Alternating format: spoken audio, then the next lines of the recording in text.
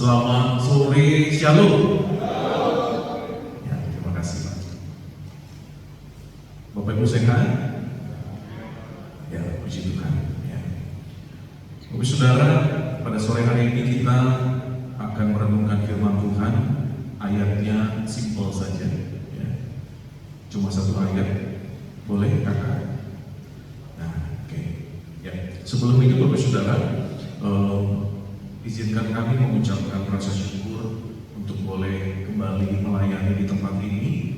Terima kasih untuk Bapak Gembala dan Ibu Gembala dan semua pengurus dan jemaat kami dari Dimas Kristen Kantor Wilayah Kementerian Agama Provinsi Kepulauan Bangka Belitung boleh melakukan pembinaan umat dalam perenungan firman pada sore hari ini. Nama saya mungkin sudah lupa ya. Pendeta Freddy Sihombing, terima kasih sudah kembali diizinkan untuk melayani Tuhan pada sore hari ini. Baik Bapak Ibu, kita baca ayat ini simpel saja, kita baca sama-sama 1, 2 ya.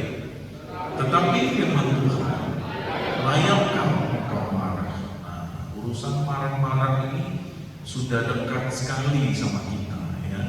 Mungkin dalam satu hari ini dari pagi berapa kali kita marah? Amin ya. Coba jujur sebelum ke gereja ada yang marah-marah, atau mungkin karena sesuatu dan lain hal kita emosi gitu ya. Suami marah sama istrinya, istri sama suaminya marah-marah, atau orang tua marah sama anak-anaknya. Bahkan sekarang yang lebih parah, anak-anaknya lebih sering marah sama orang tuanya. Zaman sudah berubah Bapak Saudara ya. Orang sekarang anak-anak kita lebih banyak komplain sama orang tuanya. Baik Bapak Ibu, kita mencoba melihat bahwa realitas kehidupan kita, Bapak Ibu harus ingat dan lihat betul kehidupan Bapak Ibu. Ternyata di dalam kehidupan Bapak Ibu lebih banyak yang terwujud atau lebih banyak yang tidak terwujud.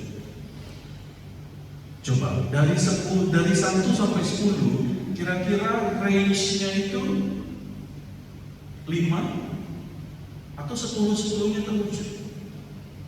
Nah, menurut ilmiah Bapak Ibu Saudara ya, 90% manusia itu merencanakan, tetapi semuanya gagal. Hanya 10% realitas kehidupan itu bisa diwujudkan. Begitu hitung-hitungannya. Nah, kita seringkali merencanakan kehidupan kita itu, tidak semuanya terwujud. Ada aja persoalan. Contoh, kita udah siapkan nih acara nih, wah udah seminggu, udah 2 minggu, kayak acara Natal ya. Wah udah beli baju, udah pergi ke salon, pas mau ke gereja hujan deras. Coba kita mau ngomong apa? Mau protes sama Tuhan? Apa yang kita lakukan? Kita menunggu kan hujan itu reda. Seperti itu. Kita nggak bisa komplain sama Tuhan. Masa kita marah sama Tuhan? Kita mau pergi Natalan kok. Masa kita marah-marah? Itu hal sederhana. Bapak Ibu sudah siapkan segala sesuatunya, tetapi ternyata kita sakit. Ya. Tak bisa kita hindari itu. Kita juga sudah rencanakan yang lain, ada aja pengeluaran-pengeluaran untuk yang tidak kita perhitungkan. Ada pernah seperti itu? Sering Pak Pendeta. Iya. Sakit itu tidak bisa kita tahan. Hujan tidak bisa kita tahan. Nah, tetapi Bapak Ibu Saudara, bagi orang-orang percaya, yang bisa kita lakukan adalah kita meresponnya seperti apa hal-hal yang terjadi di sekitar kita. Apa respon kita? Itu yang bisa kita lakukan. Pagi-pagi saya bercerita tentang satu narasi sederhana Kristen itu bisa merespon satu persoalan dengan cara iman. Nah, ceritanya seperti ini. Ada dua orang pria. Dua orang pria ini tiba-tiba jatuh ke dalam satu lubang 10 meter, Bapak Ibu, dalam sekali. Mereka jatuh ke dalam satu lubang. Lalu apa yang mereka lakukan? Mereka berdoa kepada Tuhan. Tuhan, selamatkan kami. Setelah mereka amin, apa yang terjadi, Bapak Ibu? Petir menyambar, hujan deras. Petir itu menyambar satu pohon yang besar dekat dengan lubang itu. Lalu pohon itu jatuh masuk ke dalam lubang itu, hampir menimpa mereka, hampir celaka dua orang pria ini. Nah, kita lihat responnya. Pria yang pertama, responnya adalah marah. Tuhan, saya sudah berdoa loh. Saya ini capek, saya ini lapar, saya ini sakit. Tapi yang Tuhan turunkan adalah petir, hujan, dan pohon yang hampir mencelakai saya. Respon orang yang pertama ini, Bapak Ibu bisa lihat, dia marah, dia kecewa, dia sedih, dia protes, dia komplain. Nah, kita lihat respon orang yang kedua. Apa yang dilakukan oleh orang yang kedua, Bapak Ibu? Dia mengucap syukur. Kok beda sekali dengan yang pertama? Dia mengucap syukur. Tuhan, terima kasih karena Engkau jatuhkan pohon itu ke dalam lubang ini. Supaya apa? Ternyata jadikan tanggalah pohon itu dan dia keluar. Bapak Ibu lihat dari cerita ini, persoalannya sama. Jatuh ke dalam satu lubang. Sama-sama berdoa, sama. Apa yang berbeda? Responnya terhadap satu masalah yang sama.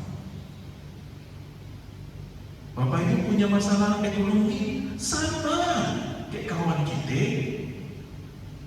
Sampai-sampai bokeh. Lagu-lagu tuwe.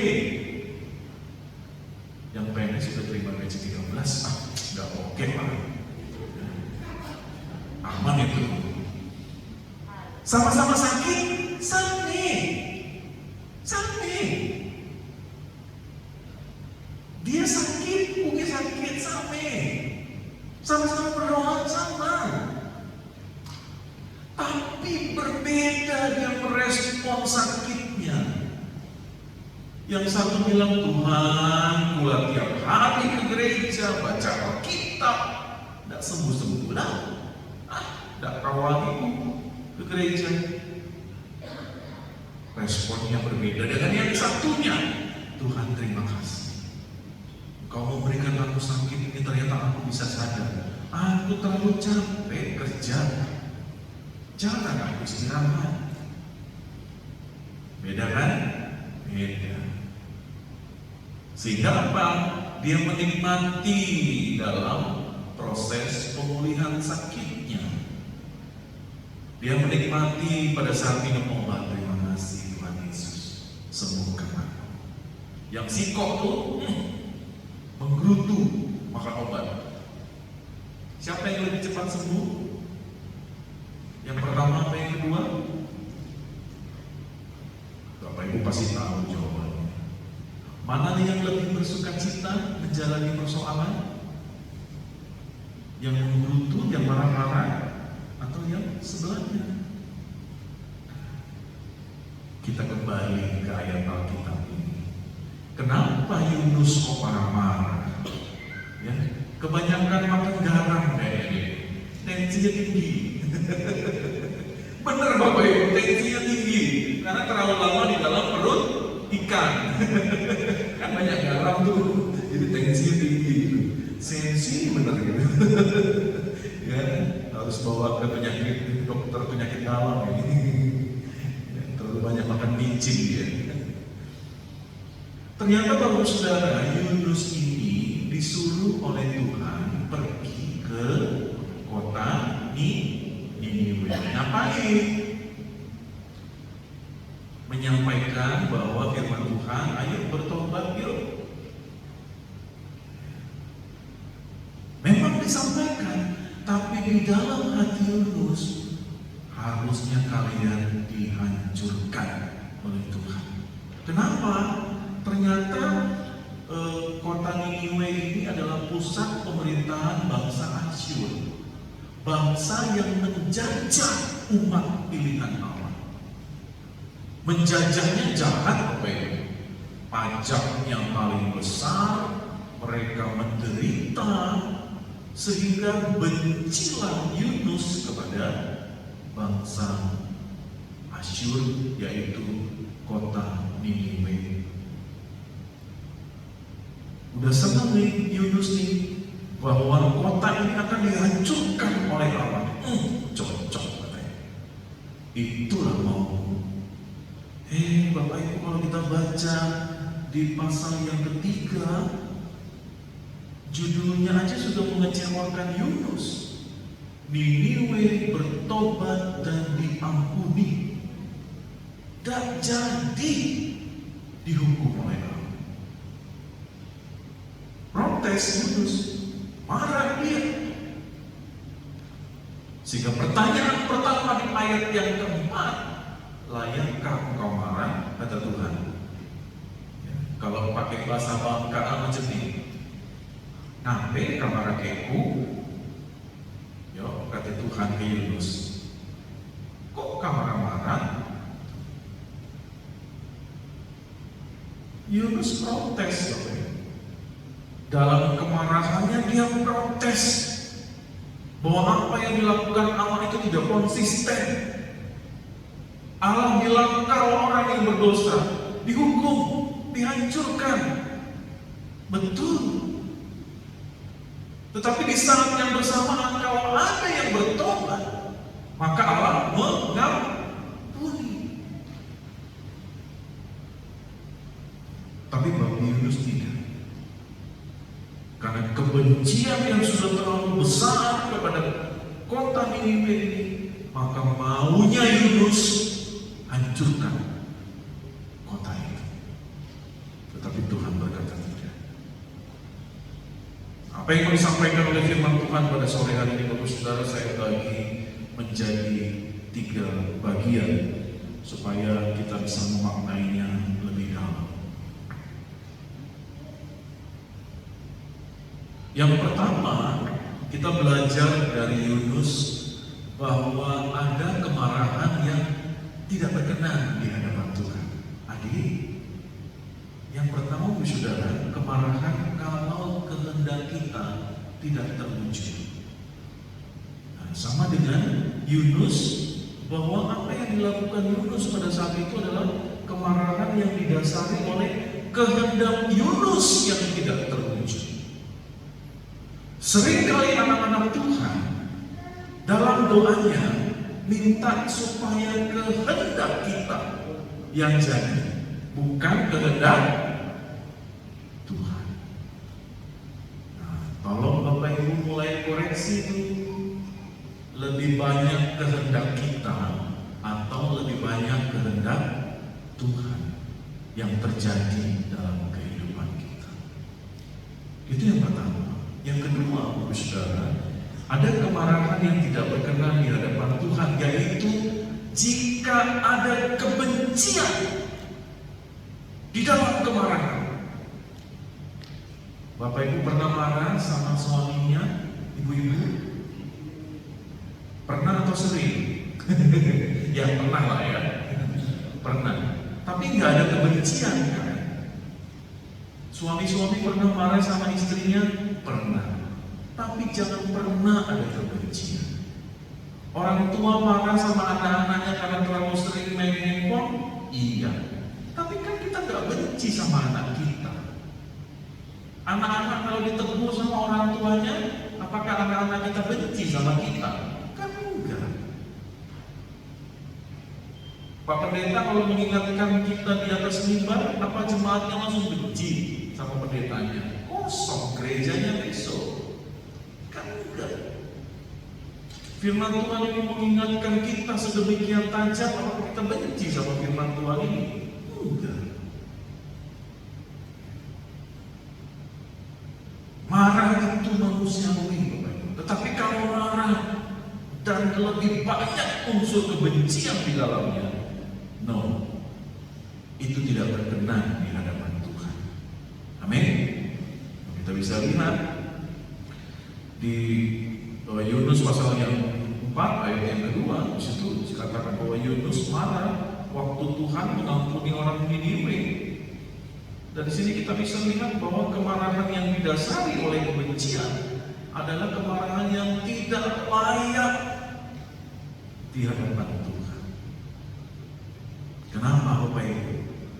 Karena kebencian itu menggerogoti hal-hal yang baik yang sudah ada di dalam kehidupan kita. Pelan-pelan tanpa kita sadari, yang tadinya kita sabar jadi cepat marah. Karena apa? Dasarnya itu tadi, rasa bencinya itu.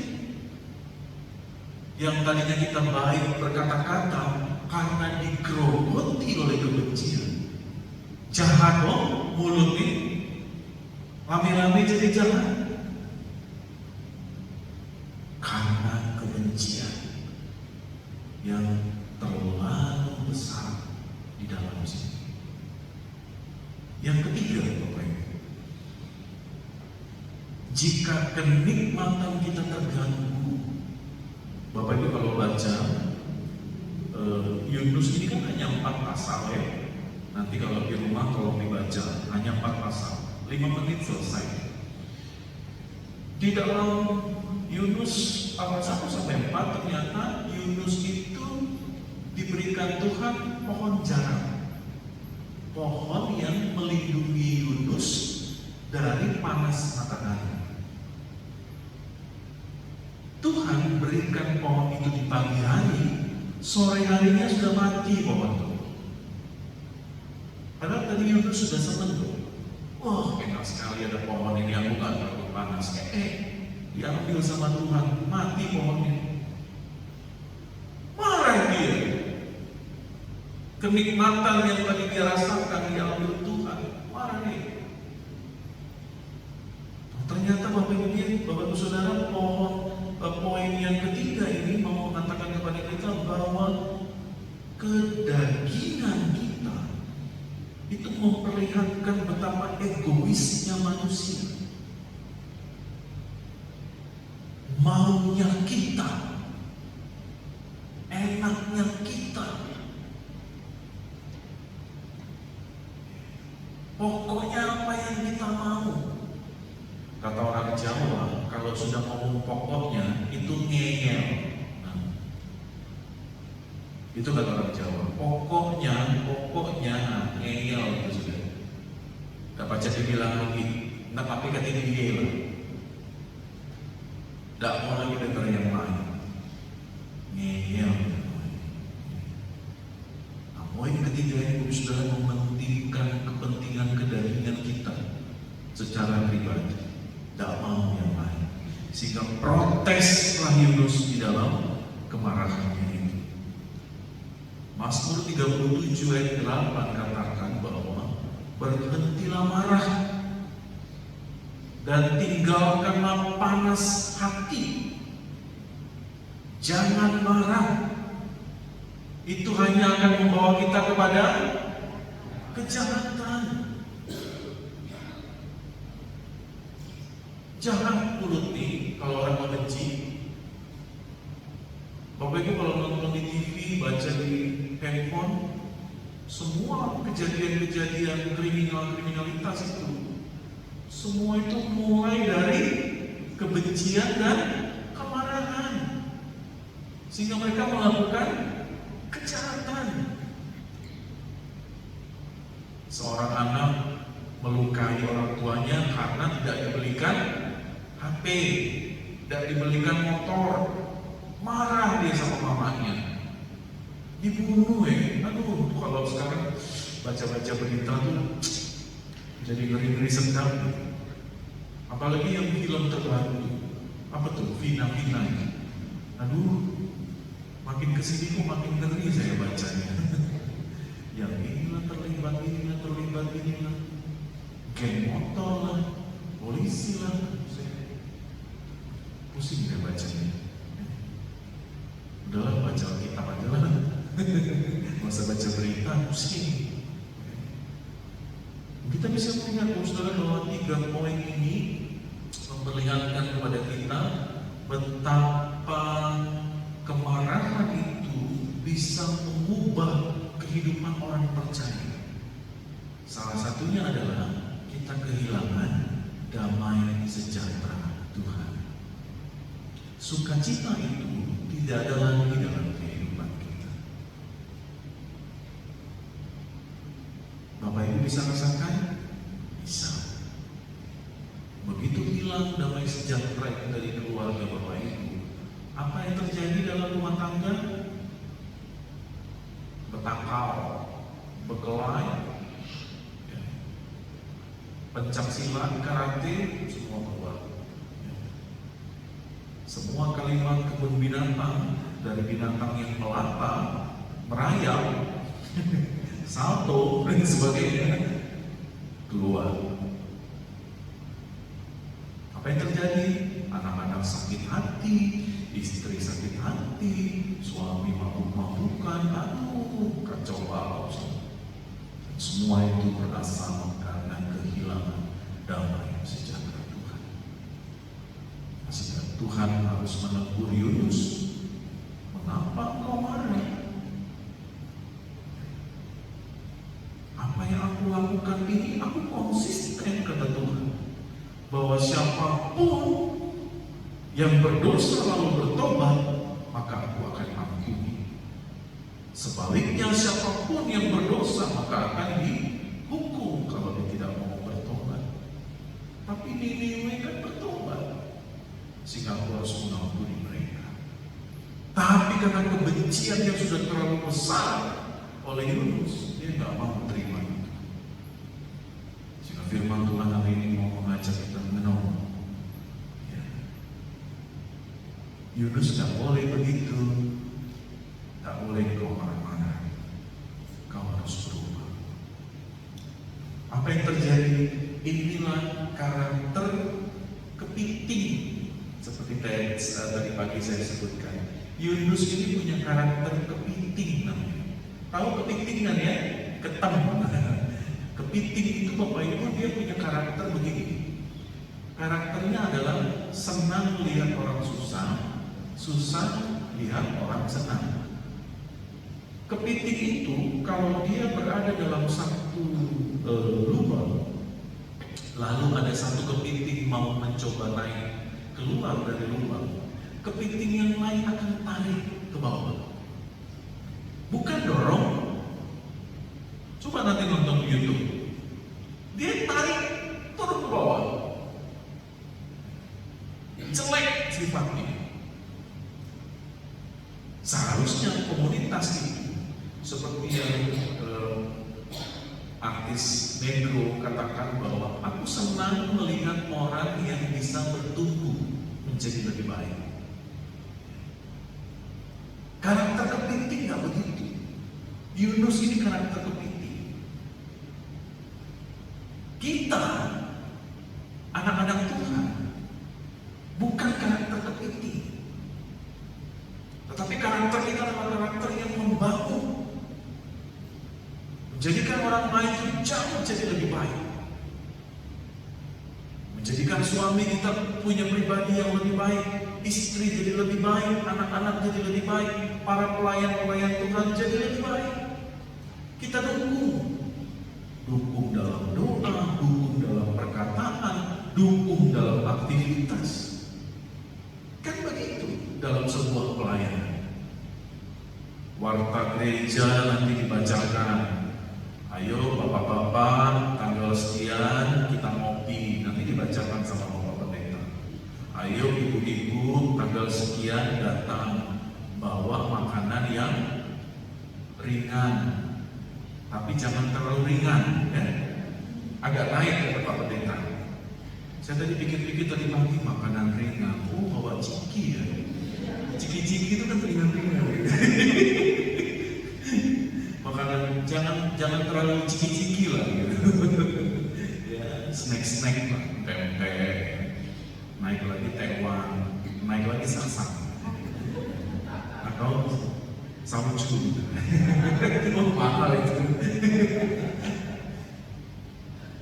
Tidak bisa Bapak Ibu kita menjadi karakter-karakter kepiting. No, kita harus saling mendukung, bukan saling tarik ke bawah, tapi saling dorong ke atas, menjadi pribadi-pribadi yang lebih baik. Amin. Nah, saya mau tutup firman Tuhan kita pada sore hari ini. Saya tadi waktu di hotel, saya baca-baca lagi, saya ketemu satu artikel yang cocok sekali untuk khotbah kita pada sore hari ini.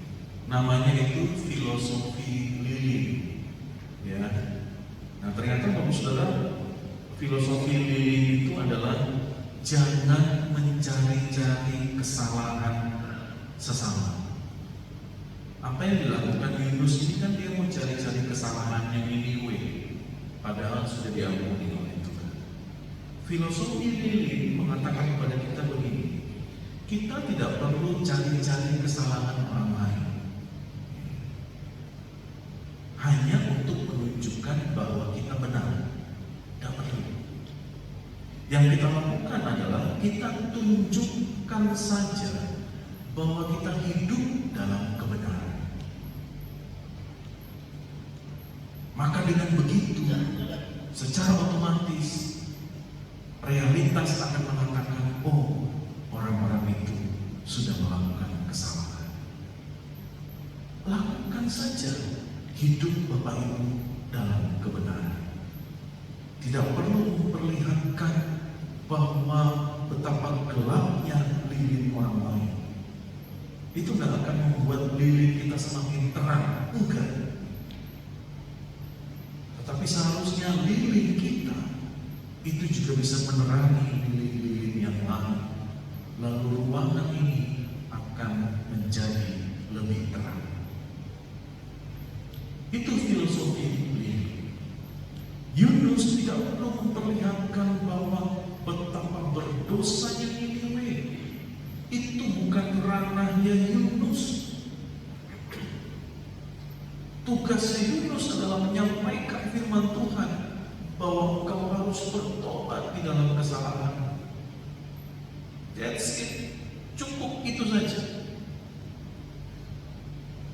Kita harus, tugas kita tidak perlu kita menghakimi orang-orang yang ada di sekitar kita. No, nggak perlu. Yang perlu kita lakukan adalah hiduplah dalam kebenaran. Dengan kita hidup dalam kebenaran, kita akan mendatangkan kebaikan. Hidup di dalam damai sejahtera Tuhan. Maka engkau akan diberkati, maka Tuhan akan menyertai. Apapun persoalan kehidupan Bapak itu, Tuhan akan memberikan kekuatan kepada kita semua. Amin. Tuhan Yesus berkati kepada kita semua. Amin. Mari Bapak Saudara kita tundukkan kepala kita berdoa. Terima kasih Tuhan Yesus, pada sore hari ini kami mengucap syukur untuk firman-Mu, boleh menyapa kami, mengingatkan kami, memotivasi kami, untuk kami boleh belajar dari apa yang telah Yunus lakukan di dalam kehidupan. Sehingga kami tidak lagi mengulangi hal yang sama. Betapa kemarahan yang mendatangkan kebencian itu tidak berkenan di hadapan Tuhan. Dan kami anak-anak-Mu yang saat ini boleh ada di tempat ini, kami boleh belajar untuk tidak melakukan hal itu. Tapi kami akan terus mendatangkan kebaikan, menghadirkan damai sejahtera Tuhan dan sukacita yang melimpah, tidak hanya di dalam diri kami, tetapi juga di dalam keluarga kami, di dalam masyarakat, dan terutama di dalam pelayanan kami. Terima kasih Tuhan Yesus, dengan doa dan ungkapan syukur kami naikkan. Di dalam nama Yesus Kristus, Juru Selamat kami yang hidup, kami berdoa. Amin.